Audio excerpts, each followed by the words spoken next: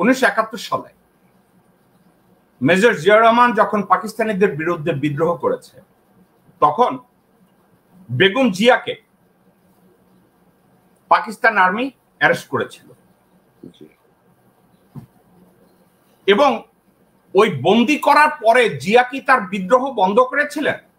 না, শুধু বেগম জিয়াকেই বন্দি করে নাই, তখন তার সন্তানরাও তো ছিল, তারেক জিয়া তো ছিল। তো তার সন্তান সহ স্ত্রীকে কিডন্যাপ করে বা বন্দি করার পরে মেজর জিয়াউর রহমান তার বিদ্রোহ বন্ধ করে নাই এবং দেশের ভিতরে থেকে সে সশস্ত্র বিপ্লবের ডাক দিয়েছে, স্বাধীনতার ঘোষণা দিয়েছে, যুদ্ধ করেছে, দেশ স্বাধীন করেছে। জিয়াউর রহমানের সন্তান এই মুহূর্তে বিএনপির ভারপ্রাপ্ত সভাপতি। জিয়াউর রহমানের সন্তান তারেক রহমানের কাছ থেকে বাংলাদেশের 17 কোটি মানুষ যদি আশা করে যে জিয়ার সন্তান জিয়ার মতো আচরণ করবে,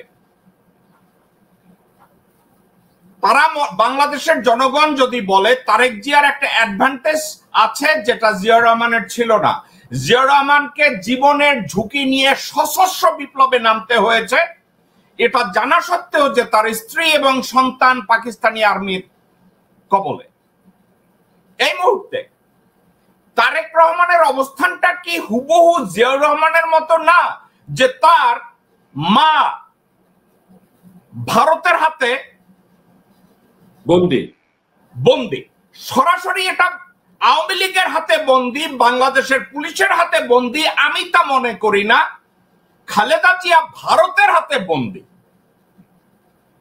এই মুহূর্তে তারেক জিয়া জিয়াউর রহমানের সন্তান হয়ে সিমিলার কোন বিপ্লবের ডাক দিতে পারেন কি পারেন না? জনগণের এই আকাঙ্ক্ষাটাকে আপনি কি লজিক্যাল মনে করেন না ইললজিক্যাল মনে করেন? শোনেন, এটা ইললজিক্যাল মনে করার তো কোনো কারণ নাই। এটা হলো তারেক রহমানের রেসপন্সিবিলিটি। জিয়াউর রহমান একজন বীর ছিলেন, হ্যাঁ আমরা এটা জানি। সবাই বীর হওয়ার যোগ্যতা রাখে না, সবাই কিন্তু বীর হওয়ার যোগ্যতা রাখে না, এটা কিন্তু একটা ঐতিহাসিক সত্য। কিন্তু তারেক রহমান তার সেই বীরের সৃষ্ট রাজনৈতিক দলে এখন তিনি কর্তৃত্ব ধারণ করছেন। তিনি জনগণের এই চাওয়াকে কোন পর্যায়ে কিভাবে মূল্যায়ন করবেন এবং সেইটার উপরেই কিন্তু তার রাজনৈতিক ভবিষ্যৎ নির্ভর করছে। রাজনৈতিক ভবিষ্যৎ বলতে আমি কিন্তু বলছি না তিনি দলের প্রধান থাকতে পারবেন কি পারবেন না, দলের প্রধান তিনি থাকতে পারবেন, কিন্তু জনগণের কাছে তার অবস্থান কোথায় যাবে সেই বিষয়টা তাকেই নির্ধারণ করতে হবে।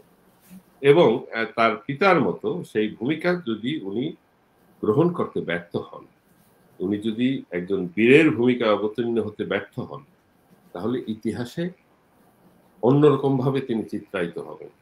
তিনিও চিত্রায়িত হবেন যে ভারতীয় আগ্রাসনে বাংলাদেশের সার্বভৌমত্ব যখন বিলীন, তখন তিনি কথা বলতে কুণ্ঠাবোধ করেছেন বা তিনি সরাসরি জনগণকে বিপ্লবের ডাক দেননি। আমার অনেকের সাথেই কথা হয়, আমি তাদেরকে বলেছি যে কোনরূপ রূপক অর্থে কথা বলে লাভ নাই, ইনিয়ে বিনিয়ে কথা বলে লাভ নাই, উদাহরণ দিয়ে কথা বলে লাভ নাই। তারেক রহমানকে এই পর্যায়ে জনগণের অস্তিত্বের প্রশ্ন যখন বিরাজমান এবং আমরা একদম শেষ সীমায় যখন পৌঁছে গেছি ভারতীয় আগ্রাসনে, তখন তারেক রহমানকে একটাই ডাক দিতে হবে, আসেন ভারতের আগ্রাসনের বিরুদ্ধে আমরা ঐক্যবদ্ধ হই। এর বাইরে কোনো শব্দ, কোনো আচরণ, কোনো রাজনীতি এই জনগণকে সন্তুষ্টি দেবে না এবং তা জিয়াউর রহমানের আত্মাকেও কষ্ট দেবে। তারেক রহমান সাহেব যদি এই কাজটা করেন, এই কাজটা যদি তারেক রহমান সফলভাবে করতে সক্ষম হন, যে প্রিয় দেশবাসী, স্বাধীন সার্বভৌম বাংলাদেশের অস্তিত্ব রক্ষার্থে এবং আমার মায়ের জীবন বাঁচাতে ভারতের বিরুদ্ধে সংগ্রামের কোনো বিকল্প নাই। আসুন আমরা সবাই একতাবদ্ধ হই। আর কিছু দরকার নেই, এই একটা কথাই যথেষ্ট। কোনটা? এই আপনি যেটা বললেন। এ কথা বললে আপনার মনে হয় না হিস্ট্রিক্যালি তারেক রহমান তার বাবার স্থানটাকে পূরণ করলেন এই মুহূর্তে? সেটাই তো আমি বলছি, দিস ইজ হিজ রেসপন্সিবিলিটি। এই জিনিসটাই জাতি চায়, এবং এই জিনিসটা জাতি না পাওয়া পর্যন্ত জাতি কখনোই রাস্তায় নামবে না, প্রথমত। দ্বিতীয়ত, তাকে যেভাবেই বুঝাক না কেন, এখানে তার চারপাশে বোঝানোর মতো বহুত লোক আছে, বহুত লোককে সেট করা হয়েছে আমি মনে করি। আর না হলে তিনি জিয়াউর রহমানের সন্তান, এটা তো তিনিও ভুলেন নাই, আমরাও ভুলি নাই। জিয়াউর রহমানের সন্তানের কাছ থেকে আমরা যেটা আশা করি সেটাই তিনি প্রতিফলিত করবেন তার রাজনীতিতে, আমরা এটা প্রত্যাশা করি। আমরা যেন এই ভুলের মধ্যে যেন তিনি আবারও পাওনা দেন যে তার মহাসচিবও এক কথা বলে সেই কথাকে ঘুরিয়ে আবার ভারতের পক্ষে নিয়ে গেছে। একদম সোজা সাপটা কথা ভাই, মানুষ এখন যে ভারতের বিরুদ্ধে কথা বলবে না, ভারতীয় আগ্রাসনের বিরুদ্ধে কথা বলবে না, সে হবে ভারতীয় দালাল, সে হবে ভারতীয় রাজাকার, এর বাইরে আর কোনো কিছু নাই। বলবো যেখানে ভারতের বিরুদ্ধে সামান্য কথা বলে বেগম জিয়াকে হাজতে যেতে হয়েছে। কি সামান্য কথা বলেছে? হাসিনার দিকে ঘুরে দাঁড়িয়ে বেগম জিয়া বলেছিল লেন্দুক দর্জির মতো আচরণ করবেন না। আপনি কি জানেন খালেদা জিয়াকে কেন হাজতে যেতে হয়েছে? ওই একটা মাত্র কারণে, বাংলাদেশকে সিকিম বানাবেন না। এই বক্তব্য কার ছিল? বেগম জিয়ার ছিল। বেগম জিয়া তার ব্যক্তিত্ব দিয়ে বলেছে লেন্দুর দর্জির মতো আচরণ করবেন না। একটা পার্টির প্রধান হিসাবে এবং একজন বিজ্ঞ সচেতন বাংলাদেশী হিসাবে আপনি বাংলাদেশের সমগ্র রাজনৈতিক দলকে অ্যাকসেপ্ট আওয়ামী লীগ, আমি অ্যাকসেপ্ট আওয়ামী লীগ এই জন্য বললাম কারণ এই মুহূর্তে আওয়ামী লীগ বাংলাদেশের কোন রাজনৈতিক দল না। বাংলাদেশের রাজনৈতিক দলগুলো যারা আছে, যারা বাংলাদেশের সার্বভৌমত্বে বিশ্বাস করে, স্বাধীনতায় বিশ্বাস করে, ইনক্লুডিং বাংলাদেশ জাতীয়তাবাদী দল এবং তারেক রহমান এবং বাংলাদেশ জামাত ইসলাম, তাদের উদ্দেশ্যে আপনাকে আমি 1 মিনিট সময় দিলাম। আপনি আজকের শো এর সামারাইজ করেন এবং আপনার আহ্বানটা এই 1 মিনিটের মধ্যে আমি চাচ্ছি আমার দর্শকদের উদ্দেশ্যে আপনি বলেন। ধন্যবাদ। আমাদের সামনে এখন একটাই রাস্তা, যদি সার্বভৌমত্ব রক্ষা করতে হয়, জাতির অস্তিত্ব রক্ষা করতে হয়, আমাদেরকে একদম হোল হার্টেডলি আমাদেরকে মাঠে নামতে হবে ভারতীয় আগ্রাসনের বিরুদ্ধে। এর জন্য অনেক ছোট ছোট দল আছেন বা যারা মাঠে সক্রিয় দল আছেন, তাদের প্রতি আমার আহ্বান, কোনো জোটের ভরসায় নয়, কোনো বড় নেতার ভরসা নয়, আপনারা যার যার অবস্থান থেকে নিজের নৈতিক দায়িত্বগুলো পালন করেন, জাতিকে রক্ষার জন্য আপনারা আপনাদের অবস্থানকে পরিষ্কার করেন।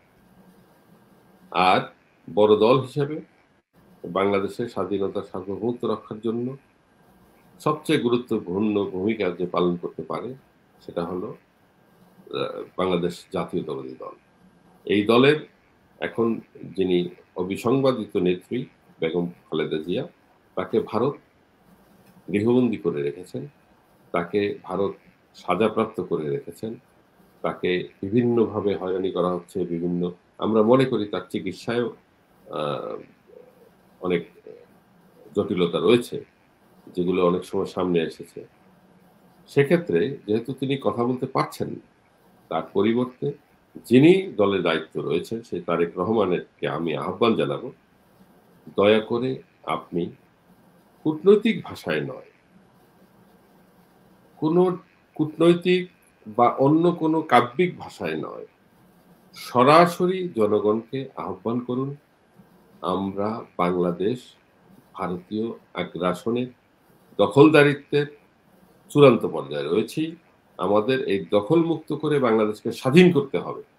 দ্বিতীয়বার আপনি আপনার পিতার মতো একটি স্বাধীনতার অফিসিয়াল ঘোষণা প্রদান করুন, নতুবা এই জাতি ধ্বংসের সীমায় চলে যাবে এবং যার দায় আপনাকেই বহন করতে হবে। খালেদা জিয়া বাংলাদেশের বন্দী না। খালেদা জিয়াকে ভারত বন্দী করে রেখেছে। কেন জানেন? বাংলাদেশের সার্বভৌমত্ব, স্বাধীনতা এবং বিজয় এর সবকিছুর প্রতীক বেগম খালেদা জিয়া। খালেদা জিয়াকে যদি বন্দী করে রাখা যায়, বাংলাদেশের আন্দোলনকে থামানো যাবে। খালেদা জিয়াকে যদি মেরে ফেলা যায়, বাংলাদেশ কোনোদিন আর স্বপ্ন দেখবে না।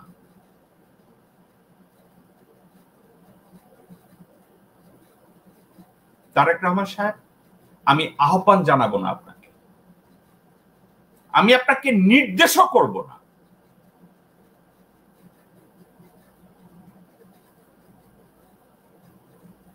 একটা কথা শুধু আপনাকে মনে করিয়ে, আপনার বাবা শহীদ রাষ্ট্রপতি জিয়াউর রহমান বীর উত্তম জীবনের সন্ধিক্ষণে দাঁড়িয়ে যখন তার স্ত্রী এবং পুত্র পাকিস্তানিদের হাতে বন্দী,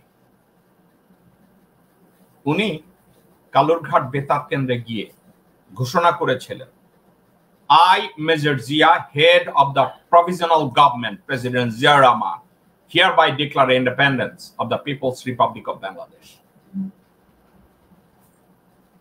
এই ঘোষণার সময় জিয়া রহমান এটা চিন্তা করেন নাই যে তার স্ত্রীকে মেরে ফেলা হতে পারে, তার ছেলেকে মেরে ফেলা হতে পারে। আপনি সেই সন্তান,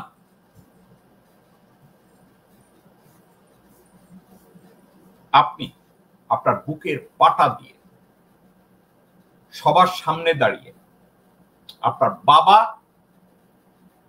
ওই দিন 7.5 কোটি মানুষের জন্য যে ভূমিকা পালন করেছে, আপনি এখন 20 কোটি মানুষের জন্য একই ভূমিকা পালন করবেন। এই দায়িত্বটার কথা আপনাকে স্মরণ করিয়ে দিতে চাই। কে আপনাকে বকা দিবে, কে আপনাকে আশীর্বাদ করবে, তাতে আপনার কিছু আসে যায় না। এটা করার জন্য আপনাকে যদি জঙ্গলে গিয়ে একা বসবাস করতে হয়, আপনি তাই করুন। বাংলাদেশের অস্তিত্বকে বাদ দিয়ে কেউ যদি আপনাকে নেতা বানানোর গল্প শোনায়,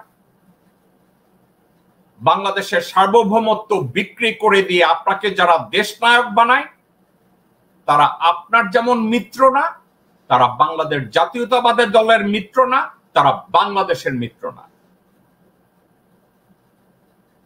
স্বাধীন সার্বভৌম বাংলাদেশকে রক্ষা করার জন্য এই মুহূর্তে আপনি একমাত্র চরিত্র, যিনি তার বাবার ফুটস্টেপ ফলো করে দেশকে উদ্ধার করতে পারেন।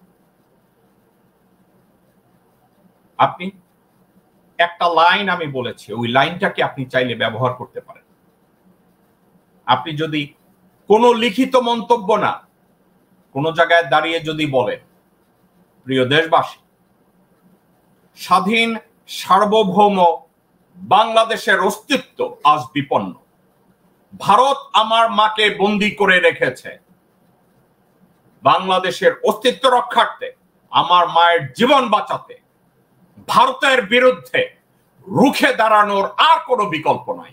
আসুন আমরা সবাই এই যুদ্ধে অথবা এই বিপ্লবে সামিল হই। আপনার এই বক্তব্যটা বাংলাদেশকে একটা কঠিন বিপ্লবের মাঝে এনে বাংলাদেশকে রক্ষা করবে, আপনার মায়ের জীবন বাঁচাবে, এবং আপনি নিজেও হবেন একজন বীর উত্তম অথবা বীর শ্রেষ্ঠ। আপনার বাবা, উনি ছিলেন চ্যাম্পিয়ন অফ বাংলাদেশ। আপনাকেও দেশের মানুষ চ্যাম্পিয়ন হিসাবে দেখতে